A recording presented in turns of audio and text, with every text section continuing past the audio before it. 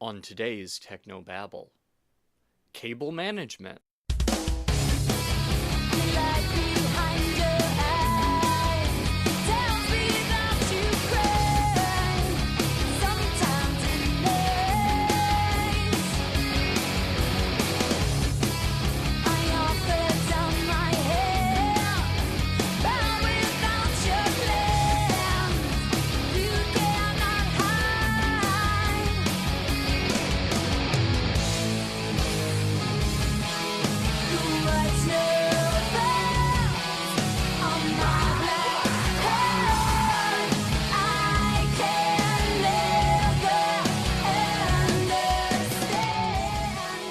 This is Tech No Babble, your weekly source for church video and graphics news, perspectives, tips, and tricks. And now here's your host, Paul Clifford. Hi, and welcome everyone to another episode of Techno Babble. I, of course, am your host, Paul Clifford, Paul Allen Clifford, actually. And if you Google that, you'll find that I've every result on the first page, just something we'll talk about maybe on a future episode of Tech Help for Churches, how I'm trying to get the word out and just little things that I think eventually will build towards the whole. So keep an eye towards that. Right now, I just want to encourage you, if you'd like to join the conversation, you can either join the chat. This show does record live every Monday. Well, I'm live every Monday through Friday at 11 a.m. Eastern, 8 a.m. Pacific on churchtechcast.com, or this particular show records live every Thursday at 11 a.m. Eastern, 8 a.m. Pacific, again on churchtechcast.com. So you can join me there. Join the chat window, which I have open to my left, your right, and so occasionally I'll glance over and you'll know what I'm doing. You can also give me a call, 1-877-763-3246, and you can echo back to that podcast because this is 1-877-POD-ECHO. So I would love to have your comments, your interactions, stuff like that. But today, let's talk about cable management. So cable management is... well, it's something that's often neglected, and it's really kind of sad because it's when you poorly manage your cables, you're not taking good care of the gear that you have, and you're also potentially putting people in danger. And let's talk about that. So there's two types of cable management, and I'm making some of these terms up, so it could be that people label them different things. But I would say that there is temporary cable management, and then there's permanent cable management. So let's talk about temporary first. Temporary, what I mean is what you do on your stage. Well, assuming that your stage isn't permanently set, assuming that you change things from week to week, maybe down in the fellowship hall of your church, which I don't know why every big empty space is called the fellowship hall at a church, but it tends to be. Anyway, so maybe you're setting up a temporary setup, right? And you've got some microphones to set up, some speakers to set up, soundboard, things like that. So as you set those up, there are good practices and poor practices. So let's talk about good practices. Good practices are you want to move your cables in straight lines as much as possible. Secondly, you want any movement through walkways to be as short as possible. Thirdly, you want to tape down your cables so that people don't trip. Fourthly, you want to tape with enough tape to keep people from tripping, but not so much that you're wasteful. And I would err on the side of enough to make sure people don't trip. Sometimes people can live especially if you're using the right kind of tape for this, which is gaff tape, not duct tape, um, which is more expensive. I'll grant you that. But sometimes people can live in kind of a scarcity of gaff tape. Um, in fact, let me reach in my pocket. I love gaff tape. This is a gaff tape wallet that I made with gaff tape. It's more expensive than a duct tape wallet, but just like a duct tape wallet, when a piece wears out, I just replace it and it's good. And I've had this for 4 or 5 years, and it seems to still work for me. So, gaff tape is a reliable type of tape to tape down cables. So, let's go back through some of these and let's talk about why each is important. First off, uh, running your cables at 90-degree angles in straight lines. The straighter the line, the less likely someone is to trip. Turning a 90-degree angle in order to move a cable in a direction, that's also that's something where if you do it in a corner or if you do it right against a wall, something like that, it's less problematic than if you make a bunch of turns and twists and everything. Again, people are much more likely to trip when you do that. I used to do temporary installations for a local hotel, by the way. I had to do it in a suit, which made no sense to me personally. But anyway, so I used to do this, and occasionally I would find that the hotel staff had moved my cables, and they'd try and be helpful and tape them down. But in moving my cables and taping them back down, they tended to lose their nice straight line. And visually, that looks good. And as I say, from a safety standpoint, that looks good. Now, if you need to cross a walkway when you're running your cables, that's okay. But depending on how busy the walkway, if you've got a choice between a busy walkway and a seldom used walkway, you should always use the seldom used walkway. But between those two, you want to use the shortest distance as you can between 2 points. And remember, if it's a walkway, you might need to tape it down more. So if you've got a cable that's running along a wall, taping it every few feet, just tacking it down, more than adequate. If it's a walkway, you might want to put a piece of tape on one side of the cable, a piece of tape on the other side of the cable, overlapping in the middle. And even I've seen, if it was particularly heavy, people take spike tape, which is just very narrow gaff tape, and like a contrasting color. So if you're using black gaff tape, they would use like white spike tape and run kind of diagonal lines across the spike tape so that it's with the spike tape rather, so that it's more obvious that there's something there for people to pay attention to. So obviously it's possible to untape cables if people are careless in how they walk over them. They can just, kick them and do things which would cause the tape to rip. So you want to make it obvious that, hey, there's a cable here, so please just step over it. And most of the time people will. So that's another piece of the puzzle. One thing that you need to consider is audio and video cables need to run separately as much as possible from power cables, because power cables, since there's so much electricity running through them, they basically have a little electromagnetic effect that can affect the signal coming through a video cable or a sound cable. And in a sound situation, that will manifest itself as hum or static.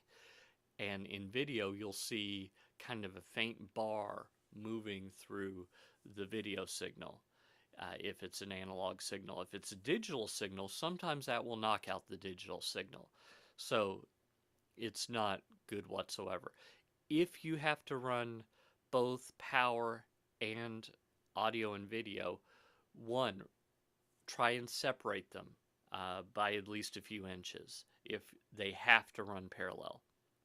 Ideally, you would want to run power on one side of the room and audio and video on the other side of the room if you have to run it along the floor. That would be ideal. Whenever possible, sometimes these cables would need to cross. If they need to cross, they should cross in 90-degree angles so that there's as little as possible of the power cable touching the audio or video cable. So once you do all that, that's a good first step for a temporary installation. Now, I think I mentioned in passing, but it's absolutely necessary that whenever you can, run cables along walls and in places where people do not walk. Got me? So if you were in a movie theater, for example, it would be better to run your cables along the wall. But it's not horrible to run the cable smack dab through the center of the seats. Very center, because people are likely to walk in from one side and go to about the center, or walk in from the other side and go to about the center. You see how that's a helpful thing to do? So keep that in mind. Now, when you remove cables from a temporary installation, you want to remove all of the tape at that time. Do not store tape on cables. Now that may seem very obvious, but more than once I've seen people just pull up the cable, the tape is still there, they leave it there, and the tape wraps around itself. It gets harder to take off, and if it's stored for, say, a couple of months like that, the next thing that you'll see is when you do take off the tape, it'll be a gooey mess, and you'll have to use something like Goo Gone to get rid of the goo. Whereas if you just removed the tape when you remove the installation, problem would have been solved. Also, when you're removing a temporary installation, you need to do an over-under cable scheme on everything other than power cables. And on power cables, it's perfectly permissible as well. Last night, I was at practice, and there was a teenager who was winding up his guitar cable by holding the end in his hand and then wrapping it around his forearm. That's the intuitive way to do it, and it's wrong and horrible for the cables. So don't wrap cables around your forearm. What you want to do is look up over-under cable wrapping techniques. Maybe I'll make a video later on if I've got some time that shows you how to do it. Basically, you loosely grab the two ends, put them together, and then grab another two. Well, it's not an end, it's an end and somewhere along the middle of the cable, and you put them together, usually about shoulders width. Put them together, and then the next time you grab about shoulders width, you turn your hand over and bring them together, and in that way you're flipping the cable back the opposite direction. So you're flipping it over and then under, and then over and then under. And I wrap virtually everything like that. I don't do my headphones like that. I do my power cables. Although power cables are more hardy, they're more sturdy. So I've seen a lot of people do the forearm wrap. That's okay, I suppose. They're less expensive than XLRs and definitely than HDMI cables. So that would be permissible, but I'd absolutely try not to do that on your audio and video cables for sure. So that's for a temporary installation. Now let's talk just a bit, shall we, about more permanent installations. So say you've got a rack of equipment. I've got one to my right, your left, if you're looking at the screen here. By the way, this is up on YouTube later, so if you go to bit.ly/paultube, you can subscribe, which I'm all in favor of, and you can also watch a lot of these videos after I've posted them.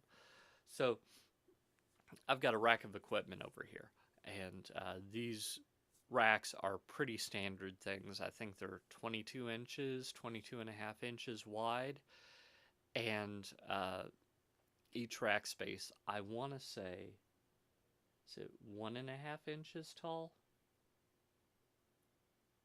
Yeah, that seems right. I could be wrong. I can't remember numbers to save my life sometimes. So anyway, when it comes to cable management of racked equipment, so this is a permanent install, right? One, use the shortest cable that will do the job. Now, you can do the job with a cable that's too short, and you don't want to do that. So if the cable if it's so short that it causes the edge, the connector to bind, that's too short. If you have to put the cable in at an odd angle, so that instead of running at 90-degree angles, it actually runs diagonal, that's too short. You need adequate cabling to get from point A to point B, running it at 90-degree angles wherever it's possible. Secondly, I would, in addition to having cables that are the right length, and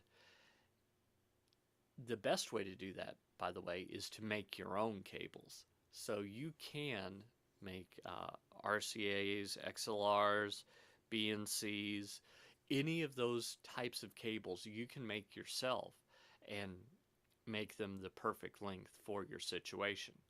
That's what would be ideal. We don't live in an ideal world, and sometimes you can't do that, or maybe the rack is going to be installed for 6 months, but not any longer.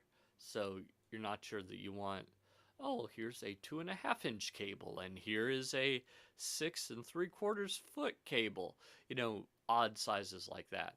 So if that's the case, you can take cables that are slightly longer. You want only the next highest size, if you can possibly do it, and hide the excess in the cable, in the routing of the cables.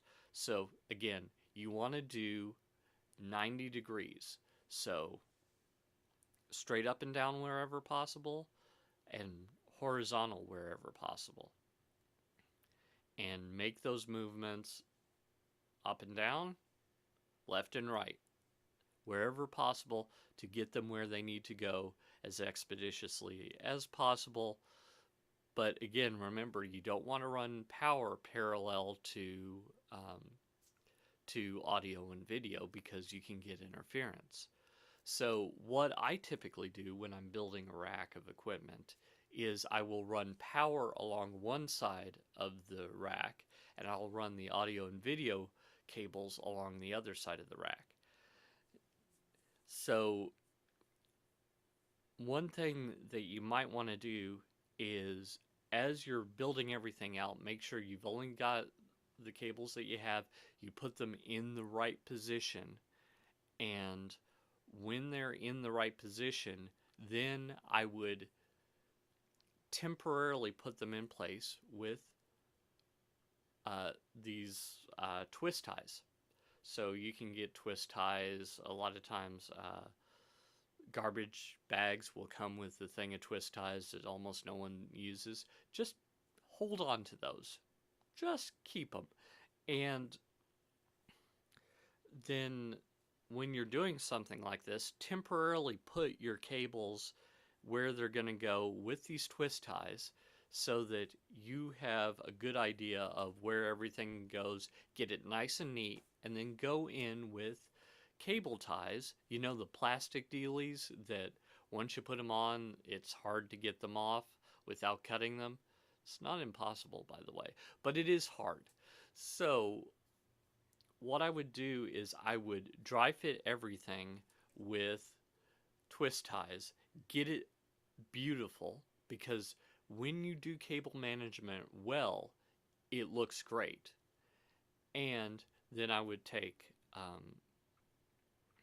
the cable ties and I would tie them up and then cut off all the excess so that it's very neat. Don't overdo your cable ties, but don't underdo them either. So you want the cable bundle to be firm and not easily moved, and you want, but you don't want so many cable ties that when you go to take this rack apart years in the future, you curse yourself for using so many cable ties. So that is probably the other thing that you need to consider is that. So when you look at a well cable managed system, it should look pretty. It should look like it was done well. All the excess should be hidden away.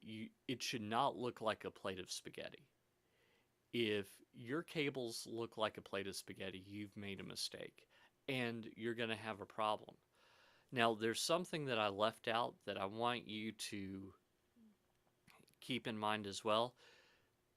Each end of a cable in a rack or in a permanent installation really needs to have a label so that you don't have to try and trace down a cable if you have to remove a piece of gear or if you need to switch out something or if the cable goes bad.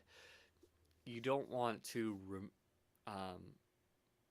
have to trace that down. What you want to do is go, okay, here is the end that is on this piece of gear, and it's labeled as this is the one that goes to the amplifier, for example. And then on the other end, you put this is the one coming from the sound desk left, for example. And that way you know, even if you switch it to a counterintuitive spot, the cable would stay the same.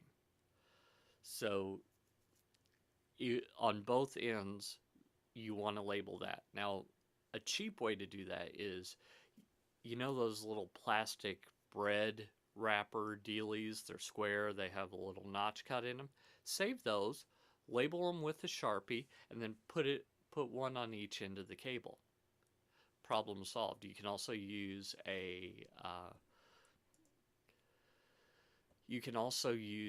cable labeling system, like maybe something from Dynamo or something like that. But I don't think that it's necessary to go all the way.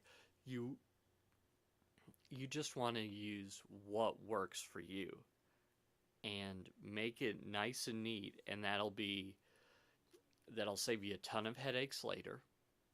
That will make it easier to troubleshoot, and it will make it easier to remove old gear and replace it with new gear. So those are, I guess, some of my tips from my years as a, started off way back when I did temporary installations for hotels, and then it carried over into when I did tech support for whole house audio video systems. So just things that I've noticed over the years. I think that if I were you, if I had a spaghetti nest of cables at my church, I would take a Saturday or maybe take a day off of work or whatever, and I would rip out that whole shebang. Make sure you have plenty of time to put it back. Get rid of all the unnecessary cables, because I bet you find a bunch. Make it nice and neat, and then that'll serve you for years to come, and it'll make it much easier when something goes wrong to fix it, and so that you're not the one noticed, so that your area isn't the area that people turn around and point to and things like that. So you want to avoid that, and by not being seen, but making sure that everything that your church is doing is seen and heard, will go out and change eternity. Until next time, I'm Paul Allen Clifford with TrinityDigitalMedia.com. What's new on my back?